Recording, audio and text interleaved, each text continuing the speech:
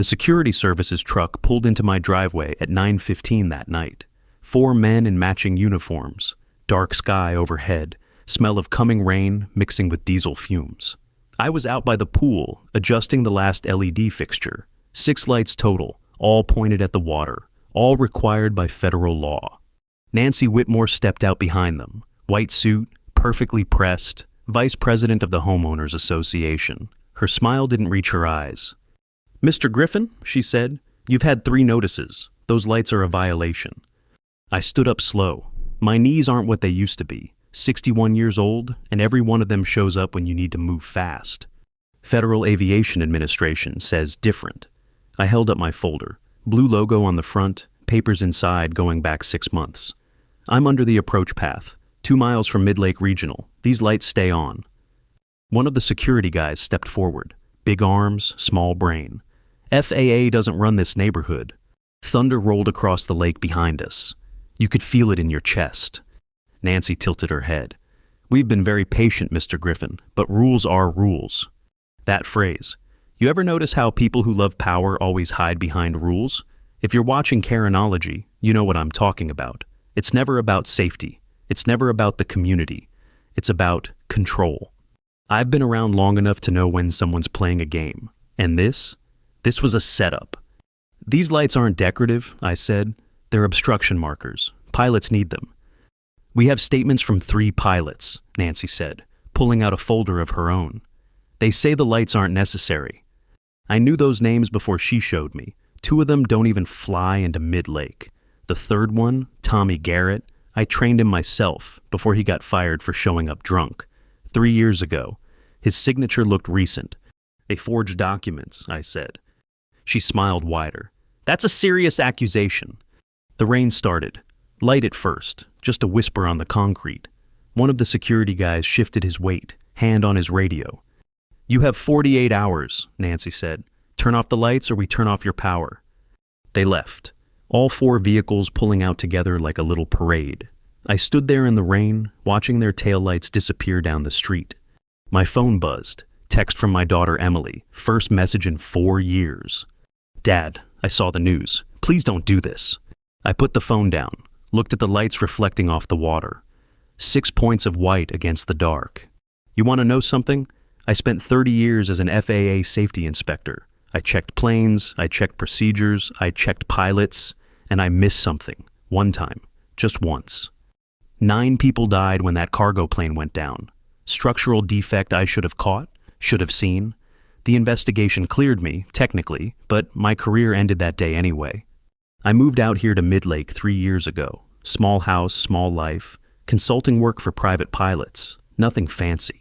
Just trying to keep my head down and maybe sleep through the night without seeing that wreckage. Then 6 months ago, the FAA contacted me. New flight path for medical helicopters. Life flight corridor running right over my property. They needed obstruction lights, not a request. Federal requirement. So I installed them. Did it right. 6 LED fixtures exactly to spec. 2 weeks later, first notice from the Homeowners Association. Unauthorized exterior lighting. I explained the situation, showed them the FAA letter, thought that would be the end of it. You know what's funny? I actually believe that. The rain picked up. I went inside, toweled off, sat at my kitchen table. The broken tablet was still there. Yepesen Aviation Planner, screen cracked down the middle. Emily gave it to me for my retirement, before she stopped talking to me. Before she decided I loved my job more than I loved her. Maybe she was right. I opened my laptop, started searching property records. My lot was purchased in 1987, before the Homeowners Association even existed, before half these houses were built. Technically, I shouldn't be under their jurisdiction at all, but technically doesn't mean much when 4 guys in uniforms show up at your door. I found the HOA covenant documents online, original version from 1998, 40 pages of rules about lawn height and fence colors and maintaining community standards, nothing about lighting. Then I found the amended version, 2019, same 40 pages, plus 8 new ones, including section 12.7, no exterior decorative lighting without written approval. Someone had rewritten the rules, recently. I kept digging, found the management company, Lakeside Management LLC. They owned 40% of the properties in the neighborhood, all purchased in the last 2 years. That's not normal. That's not organic community growth. That's something else. My phone rang. Unknown number. I let it go to voicemail. 30 seconds later, the message came through. Woman's voice, professional, cold. Mr. Griffin, this is Amanda Pierce from Heritage Home Insurance. We're reviewing your policy. Given the ongoing dispute with your homeowners association, we may need to suspend coverage pending resolution. We'll be in touch. My insurance. They were going after my insurance. I sat back, looked at the lights through my kitchen window. 6 white points, steady and bright. Required by federal law to keep helicopters from hitting trees when they're carrying dying people to the hospital. And someone wanted them gone badly enough to forge documents, threaten my power, and cancel my insurance. What would you do in that situation? I did what any reasonable person would do. I got angry. But anger doesn't solve problems. Anger just makes you feel better for a minute. What solves problems is figuring out who benefits, who wins if those lights go dark. I pulled up property records again. Lakeside Management LLC. I started tracing ownership, shell company registered in Delaware, parent company in Nevada, another layer in the Caymans. Someone was hiding hard. The rain hammered the roof now. Real storm, the kind that turns the lake black and makes the trees bend. I could barely see the lights through the downpour. But they were still on, still burning, still doing their job. I thought about Emily's text. Please don't do this. Thing is, I wasn't doing anything. I was following the law, federal law, the kind that doesn't care what Nancy Whitmore thinks. But maybe that was the problem. Maybe I'd spent so long following rules that I forgot how to fight when the rules didn't matter anymore. My laptop pinged. Email from Carla Diaz. I knew Carla from my FAA days. She'd been a dispatcher at Midlake Regional for 15 years. Good at her job, cynical as hell, which meant she was smart. Subject line, you need to see this. I opened it, scanned PDF of a complaint form, filed 3 weeks ago. Lakeside Management LLC requesting FAA review of the life flight corridor, claiming helicopter noise was detrimental to property values and resident well-being. They were trying to shut down the medical flight path, and my lights were the first step. Thunder cracked so loud the windows shook, power flickered. For 1 second, everything went dark. Then the lights came back on, mine included, all 6, bright as ever. But that 1 second of darkness, that told me everything I needed to know. This wasn't about rules. This wasn't about community standards. This was about money, and whoever was behind Lakeside Management was willing to risk lives to get it. I stood up, looked at that broken tablet, thought about Emily, thought about those 9 people who died because I missed one inspection. Then I thought about the person in the helicopter tomorrow night, racing against time, pilot looking for lights that might not be there. Nancy Whitmore said I had 48 hours. I'd need less than that. The power stayed on through the night, but I didn't sleep much.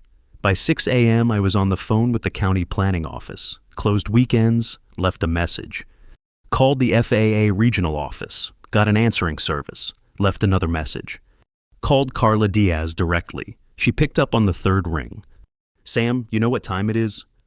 You sent me that complaint form, I said. Who else has seen it? Silence. I heard her moving around, probably making coffee. Carla always made coffee before she dealt with problems. It's in review, she finally said. Upper management, they're taking it seriously because Lakeside Management has lawyers, good ones. Can they actually shut down the corridor? Not easily, but they can make the FAA reroute it, add 12 minutes to the flight path, maybe more. She paused. You remember the statistics, Sam? 12 minutes in a trauma case, 18% increase in mortality, I finished. I remember. I heard her sip something. Why are they targeting you specifically? I don't know yet, but I'm going to find out. After we hung up, I sat there looking at my laptop. Property records, shell companies, complaint forms. All pieces of something bigger. But I couldn't see the shape yet. The doorbell rang at 7:30. I wasn't expecting anyone. Looked through the peephole. Young guy, late 20s, wearing a life flight jacket, dark hair, stubble, eyes that had seen things. I opened the door. Mr. Griffin, I'm Jake Cole. I fly for Life Flight. He shifted his weight. Can I come in? I stepped aside. He walked in like he was afraid something might break. That's how you can tell the good ones, the ones who understand fragility. Coffee? I asked. Please. We sat at my kitchen table. He wrapped both hands around the mug like he was cold, even though it was 70 degrees outside. I heard about your lights, he said, and the HOA situation. News travels fast. Small community. He took a sip. I need to tell you something. 2 weeks ago, we got rerouted. Dispatch said there were complaints about the noise. We had to take the long way around the lake. I leaned forward, and patient didn't make it. 53-year-old man, massive coronary. We were 8 minutes late. His jaw tightened. 8 minutes. He was still breathing when we loaded him, dead before we touched down. The kitchen got very quiet. You could hear the refrigerator humming, the clock ticking on the wall, all the small sounds that fill up the space around a life ending. I'm sorry, I said. It's not your fault. He looked at me. But those lights, they're not just markers, in fog and rain at night when the lake mist comes up. They're the only reference point we have. Without them, we're flying blind. The HOA says they're unnecessary. The HOA doesn't fly helicopters. He set down his mug. I'm not supposed to be here. My supervisor would lose his mind if he knew I was talking to you. But I needed you to know. This isn't theoretical. What's your supervisor's name? Captain Ray Donnelly. He's old school. Doesn't like making waves. Jake stood up. I should go. I just wanted you to understand what's at stake. Wait. I grabbed a notepad, wrote down my number. If anything else happens, any more reroutes, any more complaints, you call me, day or night. He took the paper, nodded, and left. I sat there for a long time after he was gone, thinking about 8 minutes, about one man's life measured in the time it takes to drive around a lake instead of over it. My phone buzzed. Email from Heritage Home Insurance. Subject line, policy suspension notice. I didn't open it. I knew what it said. Instead, I called my lawyer, budget guy, works out of a strip mall near the highway, Dan Kowalski. He handled my house purchase, my will, small stuff. This was probably beyond his scope, but he was all I could afford. Sam, how's retirement? Complicated. I need help with an HOA dispute. Oh boy, those can get ugly. I heard papers shuffling. What are we talking about? I explained the situation, the lights, the FAA requirement, the threats, the insurance cancellation. He listened without interrupting. When I finished, there was a pause. Here's the thing, Dan said. You're technically in the right. Federal law supersedes HOA covenants, but they can make your life hell while you prove that. Fines, legal fees, hearings. It'll cost you. How much? 5 figures, minimum. Maybe more if they're well-funded. I thought about my bank account, thought about my consulting contracts. 3 clients, maybe $12,000 a year total. Not enough. What if I just turn off the lights? I asked. Then you're violating FAA regulations. Different problem, same headache. So I'm stuck. Pretty much, he sighed. I can file some motions, buy you time. But Sam, if they want you out, they'll find a way. HOAs always do. We talked for another 10 minutes. He agreed to send a cease and desist letter to the Homeowners Association. It wouldn't stop anything, but it might slow them down. After we hung up, I went outside. The rain had stopped. Lake was calm, reflecting the morning sky like glass. My lights were still on, barely visible in the daylight, but still burning. I walked down to the water's edge, stood there looking across at the other houses. Big places, new construction, all painted in approved colors with approved landscaping and approved lives. Mine was different, older, smaller, built before anyone decided what approved meant. A car pulled up behind me, black sedan, tinted windows. It parked in front of my house and 2 men got out. Suits, sunglasses, the whole cliché. Mr. Griffin? Depends who's asking. The taller one smiled, no warmth in it. We represent Lakeside Management. We'd like to discuss a resolution. I'm listening. Our clients are prepared to offer you $75,000 for your property. Cash sale, quick close. You could be out by the end of the month. I looked at him, really looked. Expensive suit, cheap watch. The kind of guy who thinks he's a shark, but he's really just a remora feeding on scraps. My house is worth $200,000, I said. Minimum? In the current market with ongoing disputes and legal complications? He shrugged. Value drops fast. Take our offer. It's generous. Get off my property. The smile disappeared. You're making a mistake. Won't be my first. I turned my back on them. And it won't be my last. I heard them get back in their car, heard the engine start, the tires crunch on gravel as they pulled away. Didn't turn around. My hands were shaking, not from fear, from anger. Pure, clean anger at being pushed around by people who thought money could solve everything. Maybe it could, but not today.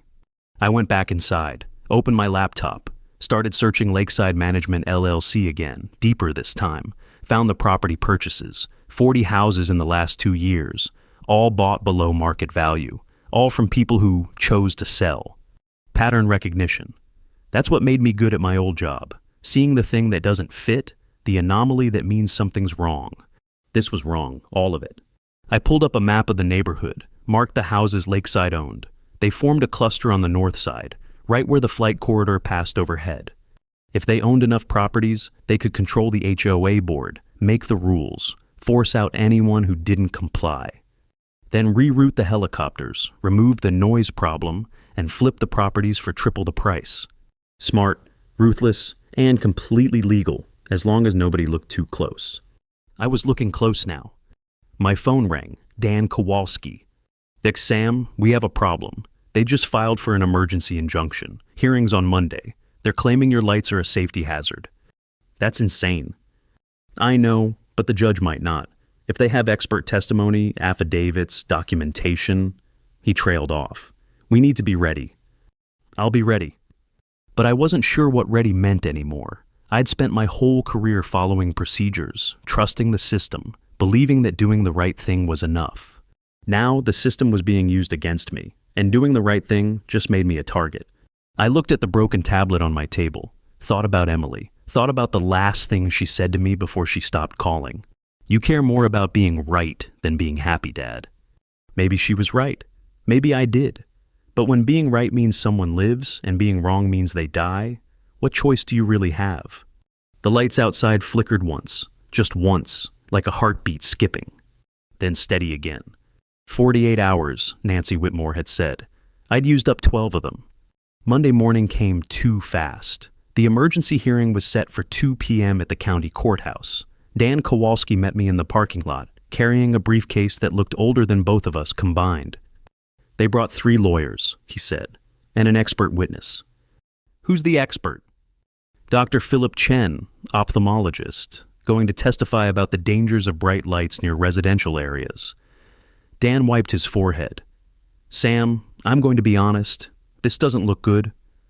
We walked inside together. The courtroom was small, wood paneling and fluorescent lights. Nancy Whitmore sat in the front row with her legal team. All 3 lawyers in matching navy suits, like they'd coordinated that morning. She saw me, smiled, that same empty smile from my driveway. The judge was a woman in her 50s, gray hair pulled back tight, reading glasses on a chain. Judge Patricia Vance, according to the nameplate. She looked tired, the kind of tired that comes from hearing the same arguments over and over. Let's make this quick, she said. I have 12 more cases today. Lakeside's lead attorney stood up.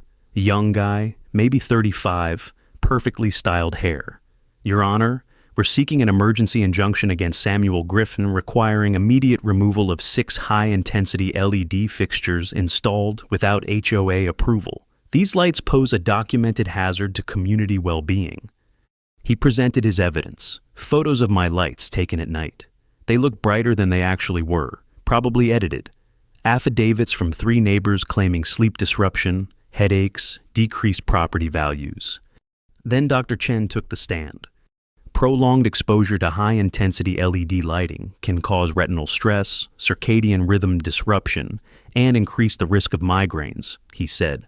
Smooth, professional, confident, especially in children and elderly residents. Dan cross-examined him. Doctor, have you actually measured the light intensity from Mr. Griffin's fixtures? I've reviewed photographs and specifications. But you haven't been to the property? The photographic evidence is sufficient. Judge Vance made a note. Didn't look impressed, but didn't look convinced either. Then it was our turn. Dan presented the FAA letter, the federal regulations, the corridor documentation. He argued jurisdiction, federal supremacy, public safety necessity. The judge listened, asked a few questions, then she looked at me. "Mr. Griffin, why don't you just move the lights, or dim them?" I stood up. "Your Honor, these lights aren't decorative. They're positioned according to FAA specifications to mark obstacles in a medical flight corridor. Moving them or dimming them would defeat their purpose." "Which is?" "Keeping helicopters from crashing into trees while they're trying to save lives." She studied me for a long moment. "The court will take this under advisement. Decision by end of business Wednesday." 2 more days. 2 more days of not knowing if I'd have to choose between federal law and a judge's order. We filed out. Nancy Whitmore caught up with me in the hallway. "Mr. Griffin?" She touched my arm. I pulled away. "This doesn't have to be adversarial. We're trying to maintain community standards." "By buying up half the neighborhood and forcing people out." Her smile froze. "I don't know what you're talking about."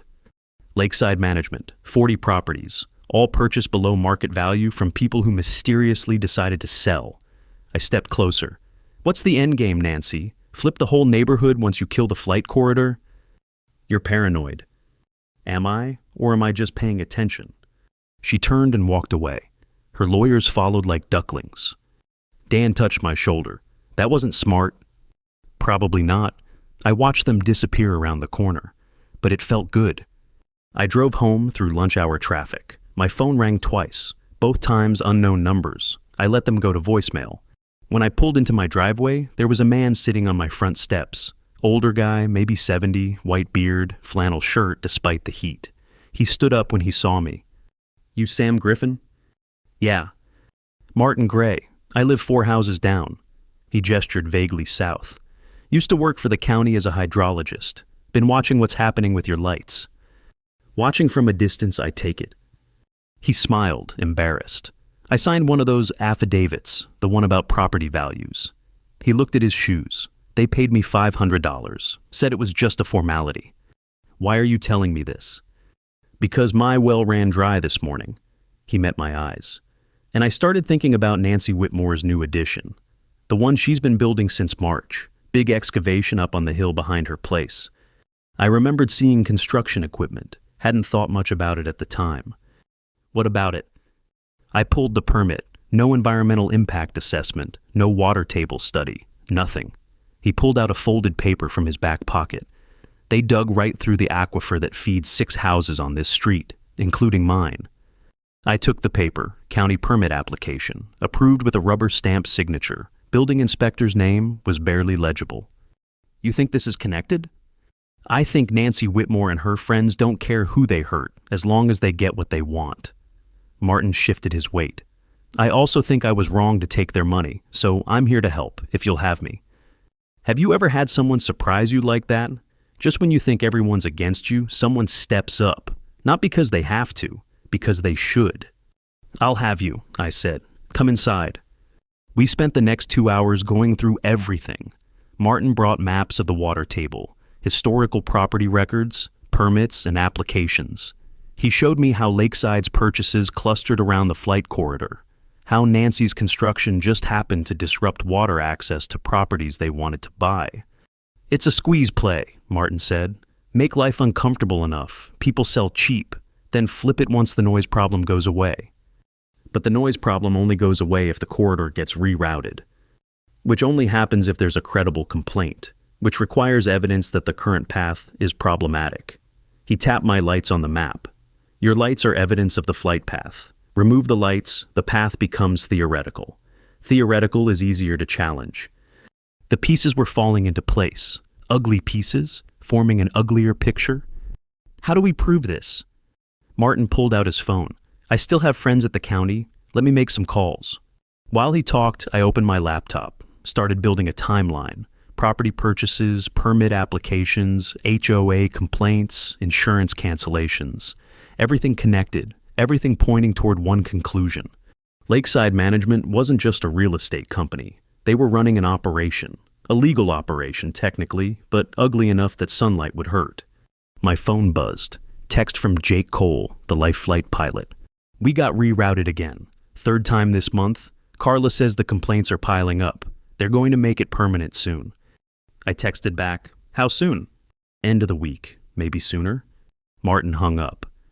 I got the name of the building inspector who signed Nancy's permit. Gary Kimball. He's been signing off on projects all over the county without proper reviews.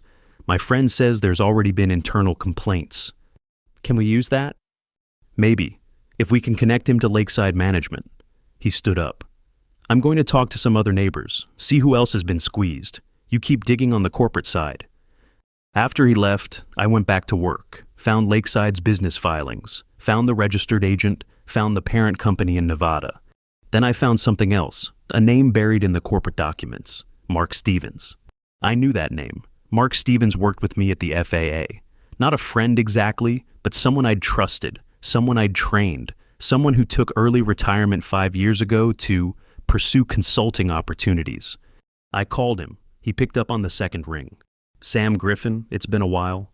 "Mark, we need to talk." Silence, long enough that I knew I was right. "What about?" he finally said. "About Lakeside Management, about the flight corridor, about you testifying that my lights aren't necessary." "Sam, it's just business. Business that's going to get people killed." "Don't be dramatic. They'll reroute the corridor. Add a few minutes. Nobody's going to die."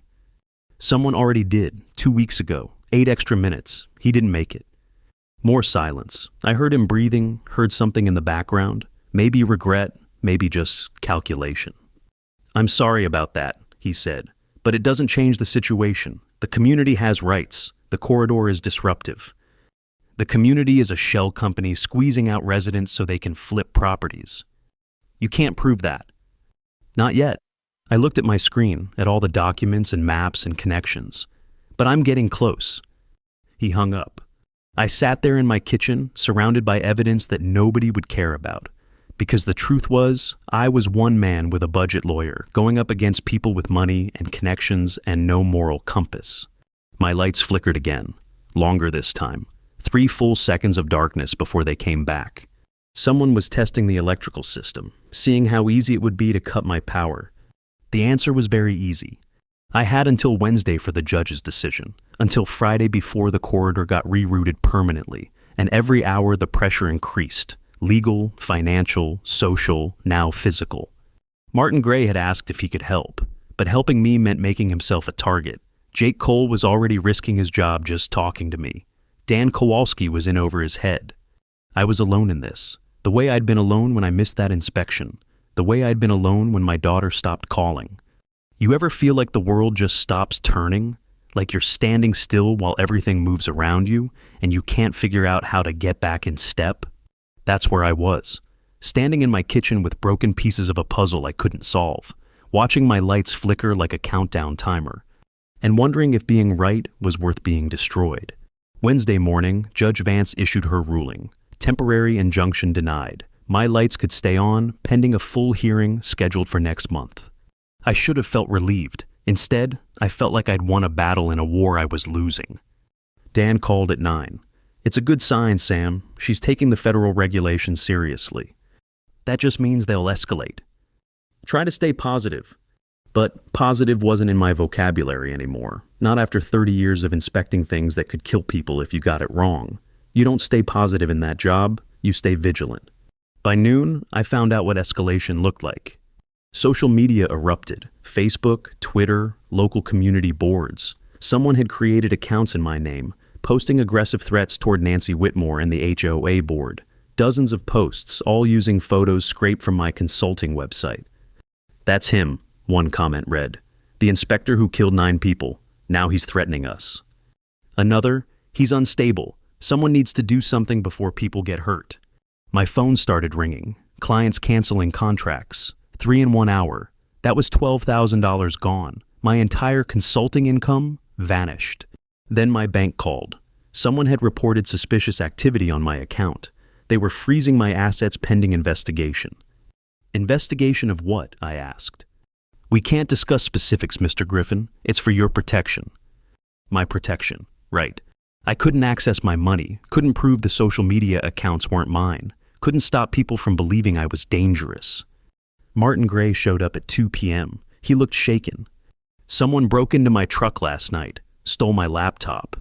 All my research on the water table, the permits, everything. He sat down heavily. Sam, I'm sorry. I can't keep helping you. My pension is at risk. They made that very clear. They threatened you? They didn't have to. The message was loud enough. He stood up to leave, then stopped at the door. For what it's worth, you're right about all of it. But being right doesn't matter if you're buried. After he left, I sat in the silence of my house. No consultants to call me, no money to access, no allies left standing. Even Dan Kowalski had sent an email suggesting I consider settlement options. Everyone was telling me to quit. The smart move, they said. The practical move. But practical never saved anyone's life at 3 a.m. when the helicopter needs to see the ground. I pulled up my email, scrolled through the hate messages, the cancellations, the automated warnings. Then I saw one that didn't fit the pattern. From lcolamidlakehospital.org. Subject: you need to see this. I opened it. Jake Cole's sister, the one Martin mentioned who worked at First National Bank. The message was short. My brother told me what you're dealing with. I'm not supposed to share client information, but I thought you should know. Lakeside Management has a $12 million construction loan with us. The covenant requires no federal flight restrictions or zoning limitations on the property. If the FAA confirms that corridor is permanent, the loan defaults immediately. Attached was a PDF, redacted, but enough visible to confirm what she'd said. There it was, the pressure point. Lakeside wasn't just trying to flip properties. They were leveraged to their eyeballs, betting everything on that flight corridor disappearing. If I could get the FAA to issue a formal confirmation, not just a letter, but an official corridor designation, the bank would have to call the loan. But the FAA moved slowly, bureaucracy at its finest. By the time they processed the request, Lakeside would have already won. Unless I forced their hand. I called Carla Diaz. Sam, I told you everything I can tell you. I need one more thing. Can you get me a meeting with your regional director? Face to face, not just email. She laughed, bitter sound. You think Director Walsh is going to meet with you? He's got 27 airports under his jurisdiction and a backlog of compliance issues. You're a retired inspector with a property dispute. Tell him I have evidence of fraudulent complaints targeting a medical flight corridor. Tell him people are dying because of it. Tell him I need 20 minutes. Long pause. I heard her typing. He's in the office Friday morning, 8 a.m., but Sam, if you waste his time, I'll never hear the end of it. I won't waste it. Thursday I spent building my case. Every document, every connection, every piece of the puzzle laid out in a presentation that even a bureaucrat could follow. Property purchases, construction permits, complaint timing, the bank covenant, Jake's testimony about the death. Everything pointing at one conclusion. Lakeside Management was manipulating the system to eliminate a life-saving flight corridor for profit. At 8 p.m. my power went out. Not a flicker this time. Complete darkness. I checked the breaker, nothing tripped, went outside with a flashlight. The meter box had been opened, wires disconnected, professionally. Not damage, just disablement. My lights were dead. The pool was dark. The street was quiet. I called the power company, got a recording, emergency line, 30-minute wait time. Sat in the dark waiting, thinking about how easy it is to erase someone, cut their power, freeze their money, destroy their reputation. Legal, mostly. No violence necessary. Just pressure applied consistently until they break. My phone rang. Unknown number. I almost didn't answer. Dad? I nearly dropped the phone. Emily? I saw the news, the social media stuff. I know it's not you. Her voice was tight, scared. Dad, what's going on? 4 years of silence, and this was what brought her back. Not reconciliation, not forgiveness. Fear. It's complicated, honey. Complicated like 9 people dead complicated? Complicated like you losing your career complicated? She was crying now. Why can't you just let things go? Because if I let this go, someone else dies. Someone who could have been saved if a helicopter didn't have to fly an extra 12 minutes around a lake. That's not your responsibility. Maybe not, but it's my choice. Silence on the line. I heard her breathing, heard her struggling with something she couldn't say. I left because you were never there, she finally said.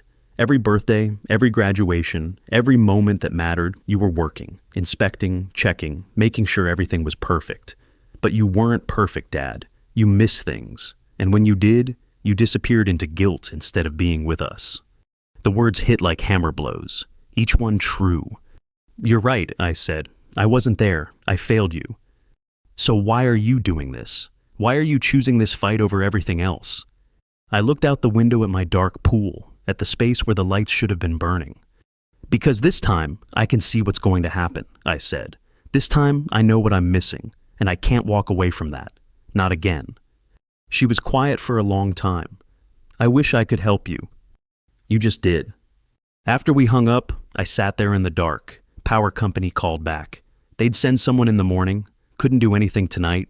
Convenient timing. I went to bed in the darkness, lay there thinking about choices and consequences, about being right versus being happy, about whether it was possible to be both. At 2 a.m., I heard an engine, looked out my window, helicopter passing overhead, red lights blinking against black sky, life flight, heading west, taking the long route around the lake. 40 seconds, I counted, 40 seconds longer than it should have taken. 40 seconds might not sound like much, but in medicine, in aviation, in any high-stakes situation, 40 seconds is an eternity. It's the difference between brain damage and recovery, between life and death. I watched those lights disappear over the tree line, and I made my decision. Friday morning at 7:30, I walked into the FAA regional office, my laptop under my arm, my presentation ready. Carla met me in the lobby. "You look terrible," she said. "Power has been out since yesterday. Couldn't shower." "Sam, I'm fine. Is Walsh here?" Director James Walsh turned out to be younger than I expected. Maybe 45, trim build, former pilot judging by the wings pin on his jacket. He had the look of someone who'd seen crashes and didn't forget them. "Mr. Griffin, you have 20 minutes. He gestured to a conference room. "Make it count." I plugged in my laptop, pulled up the presentation, started talking. I showed him everything, the property purchases, the timeline of complaints, the construction permits without environmental review, the bank covenant requiring no flight restrictions. I showed him Jake Cole's testimony about the death, showed him the statistics on response time and mortality. Then I showed him the fraudulent pilot statements Nancy Whitmore had submitted, the signatures from people who didn't fly the corridor, who had no business commenting on its necessity. "These complaints aren't coming from concerned residents," I said. "They're coming from a real estate company that needs this corridor gone to avoid defaulting on $12 million. Walsh leaned back. "You have proof of the bank covenant?" I pulled up the redacted document. "Enough to confirm it exists." He studied the screen, made some notes, then looked at me. "Even if everything you're saying is true, the FAA doesn't make decisions based on financial motivations of third parties. We assess safety and operational necessity, which is why I need you to do a formal corridor assessment, on record, with an official designation that overrides local complaints. That takes months. People don't have months, they have minutes." I pulled up the mortality statistics. 18% increase in death rates with a 12-minute delay. That's not theoretical, that's measured, that's real. Walsh stood up, walked to the window, looked out at the airfield beyond. "I was a medevac pilot for 8 years, he said quietly, "before I took this desk job. I know what 40 seconds means." He turned back to me. "I also know what happens when the FAA gets dragged into local politics. It becomes a precedent. Every property owner with a complaint starts demanding we justify our corridors." "So you do nothing?" "I didn't say that." He sat back down. "I'm authorizing an emergency corridor review, 72 hours. If the corridor is operationally critical and the complaints are shown to be frivolous or fraudulent, I'll issue a permanent designation. That designation becomes part of the federal aviation map, unchangeable without congressional action." "And the bank covenant?" "Not my department, but if a permanent federal restriction exists, I imagine their lawyers will have some interesting conversations." He stood up, extended his hand. "Good luck, Mr. Griffin. You're going to need it." I walked out of that office into morning sunlight. Carla was waiting. "Well?" 72 hours. She smiled, actually smiled. "You might just pull this off." Might. That word carried a lot of weight. Because 72 hours meant Nancy Whitmore and Lakeside Management had 3 days to stop me, and they'd already proven they were willing to do whatever it took. My phone buzzed, text from an unknown number. "We know what you're doing. It won't work. Walk away while you still can. I deleted it, walked to my truck, drove home to a house with no power and no allies. But for the first time in a week, I had something else. I had a deadline and a weapon. The FAA moved faster than I expected. By Saturday afternoon, they had inspectors on the ground, flight path analysts reviewing data, and interviews scheduled with life flight personnel. Director Walsh wasn't playing games. Neither was Lakeside Management. Sunday morning, I got served with papers: civil lawsuit, defamation, harassment, intentional infliction of emotional distress. They were suing me for $200,000, money I didn't have, money that would bankrupt me even if I won. Dan Kowalski called 10 minutes later. "Sam, this is a SLAPP suit, strategic lawsuit against public participation. They're trying to silence you with legal fees. Can they win?" "Doesn't matter. By the time we fight it, you'll be broke." He paused. "There's an offer attached. Drop your FAA complaint. They drop the lawsuit and pay your legal bills, plus $50,000. $50,000. More money than I'd seen in years. Enough to start over somewhere else. Somewhere without fights, without lights, without the weight of 9 dead people haunting every decision. What happens to the corridor if I take it? They reroute it like they want it.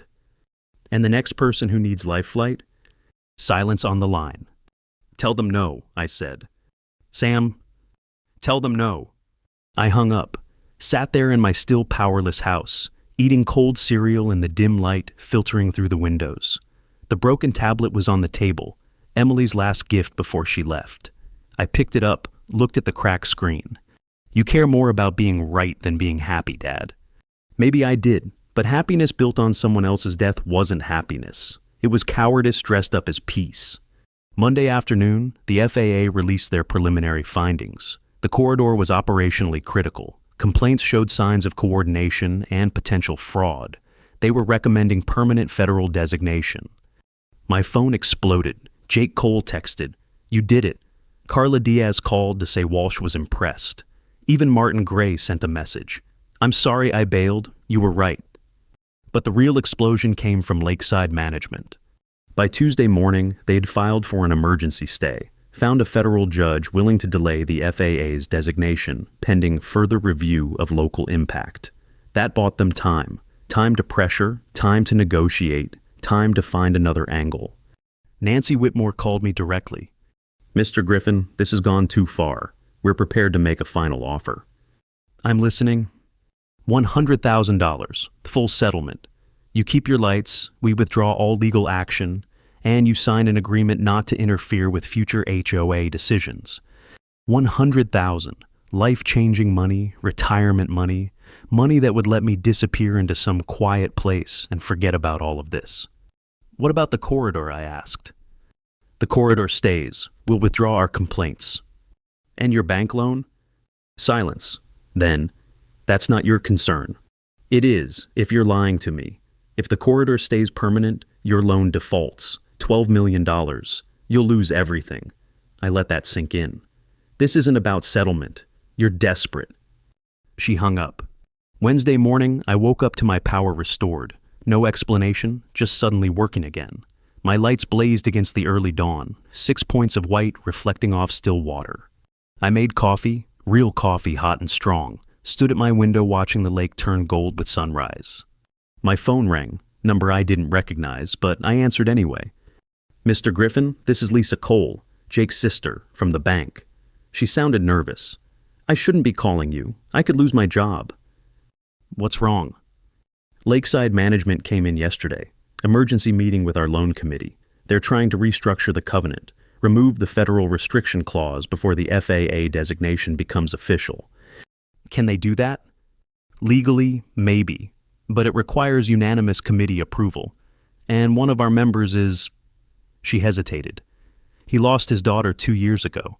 Medevac helicopter couldn't get to her in time. Rural accident, delayed response." The pieces clicked. "What's his name?" "Thomas Brennan. He's our senior vice president." "Can you get me a meeting with him?" "I can try." Thursday afternoon, I sat across from Thomas Brennan in a coffee shop downtown. He was in his 60s, gray suit, tired eyes that had seen too much grief. "Lisa said you needed to talk," he said. But I can't discuss client matters. I'm not asking about clients. I'm asking about your daughter. His face went hard. That's not appropriate. I know it's not, but I need you to understand what's at stake.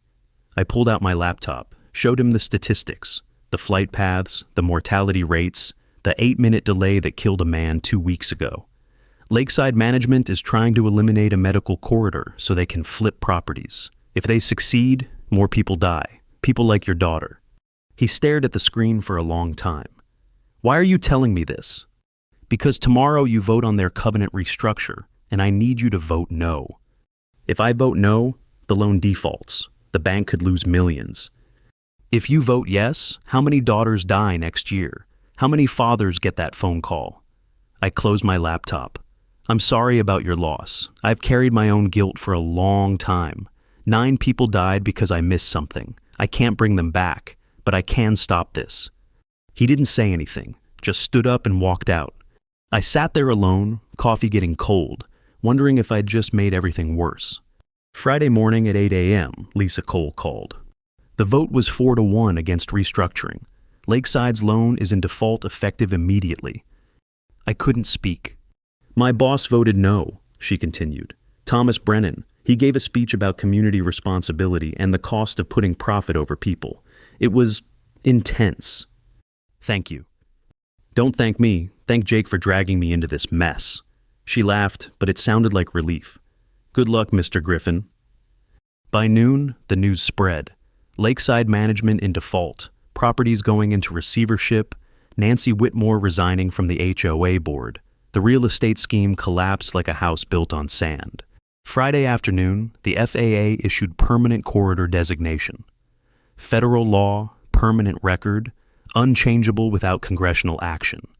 My lights were safe. The corridor was safe. People would live who might have died. I should have felt triumphant. Instead, I felt exhausted.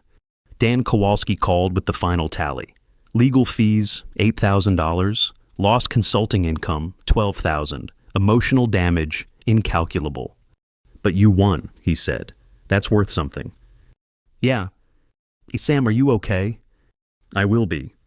Saturday morning, someone knocked on my door. I opened it expecting trouble, found Emily instead.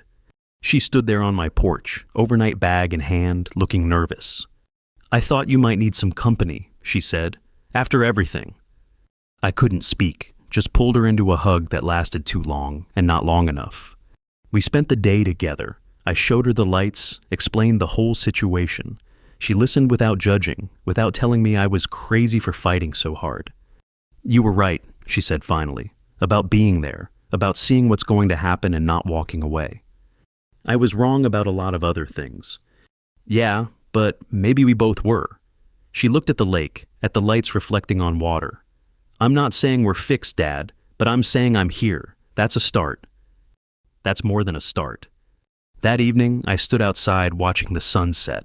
My phone buzzed. Text from Jake Cole. Life Flight just ran the corridor. Full speed, no delays. Patient stable at the hospital. Thank you. I looked at my lights. 6 points burning steady against the coming dark. Not decorative, not unnecessary. Just doing their job the way they were meant to. Martin Gray stopped by with a 6-pack. Heard you won. Figured you could use a beer. We sat by the pool, drinking in comfortable silence. 2 men who'd almost given up, but didn't. You're well working again? I asked. As of yesterday, county came out, made Nancy fix her excavation. Turns out when you actually follow the rules, things work the way they're supposed to. Imagine that. He laughed, clinked his bottle against mine. Later, after Martin left and Emily went to bed in the guest room, I sat alone in my kitchen. The broken tablet was still on the table. I picked it up, turned it over in my hands. Some things stay broken, some wounds don't heal. You carry them with you, reminders of who you were and what you lost. But sometimes you get a chance to stop the next wound from happening, and if you're lucky, someone notices. My phone buzzed one last time. Email from Director Walsh. Mr. Griffin, your assistance in identifying fraudulent complaints and protecting operational safety is noted in our official report. The aviation community thanks you for your service. Should you ever wish to consult on corridor assessment, contact my office. Respectfully, James Walsh, Regional Director. I closed the laptop, turned off the kitchen light, walked outside one more time to check the lights. All 6 burning steady, bright enough to guide helicopters through dark nights and bad weather, bright enough to save lives. I thought about choices and consequences, about being right versus being happy, about the cost of standing up when it would be easier to sit down. And I realized Emily had it backwards. You don't choose between being right and being happy. You choose what kind of person you can live with being. Everything else follows from that. A helicopter passed overhead, red lights blinking, heading straight across the lake. The fast route, the safe route. 40 seconds saved, maybe more. Somewhere, someone's father or daughter or friend would make it to the hospital in time, would survive because a pilot could see the ground, because lights were burning where they were supposed to be. They'd never know my name, never know about the fight, the threats, the lawsuit, the sleepless nights. That was fine, I didn't need them to know. I just needed the lights to stay on. Inside, I could hear Emily moving around in the guest room, unpacking, settling in, not forever maybe, but for now. For now was enough. I went back inside, locked the door, left the lights burning. They'd still be there in the morning, and the morning after that, and every morning as long as helicopters needed to find their way home. Some fights are worth the cost. Some hills are worth dying on. This was mine. And I'd won. Not perfectly, not without scars, but won. That tablet with the broken screen, I finally threw it away. Didn't need it anymore. Some things you hold on to, some things you let go. And some things, like lights in the darkness, you fight for, until there's nothing left to fight with. Because that's what being right means. Not winning every battle, not emerging unscathed. Just making sure that when the night comes, there's still light to guide people home.